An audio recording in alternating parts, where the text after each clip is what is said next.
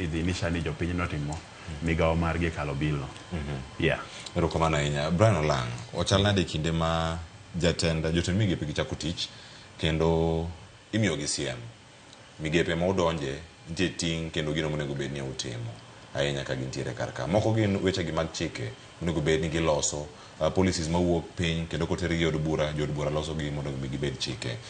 Ting' mane maduong' ahinya ma gintiere godo mana kaka Michael bende olero kar ka en mondo mi giduok geno moselal kuom jopiny kono. Aparo ni duoko geno mano dhi bedo matek ahinya nikech ineno josiasa gi te kata laws ma gilosogi, bills ma dhi e parliament gi, penjo manya penjo ni are they people centered?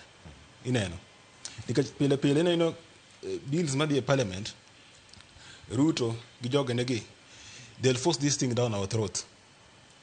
Bills ma gikelo are not people centered, they are selfish bills. King'iyo kata chike makale bunge, mago chike ma ok giwinj gima jopiny wacho, gitimo gik ma gidwaro. So for us ka jo Kenya kata ka jopiny mondo wayud gene serikal masani, the first thing they need to do is to rethink kaka gitiyo kodwa. They need to ensure gimoro amora ma gitimo are people centered. Kok gitimo kamano to wabodo ke ng'anyo. Mano me the first thing monego beni jogitimo. To mano gichopo yo machal nade. Nokoni gi kinde mokalo kata kane wito paro mar chik mar omenda mar kata chik mar omenda ma higa mokalo, Mano Finance Act 2023 wacho ni public participation ok onego rangi mana ka gima timore sani. To en gimoro onego beni timore adieri kendo jopiny chope. Dibe ni mano ere mantiere ok chok pach jopiny gigi. Ok apa gichoko pach jopiny, lakini shida ni ka gisechoko ang'o ma gitimo after that? That is the question. Nikech jopiny bo wacho ni ma gima ok odwar. Lakini kodhi kocha gima Ruto dwaro ema gima gidhi timo.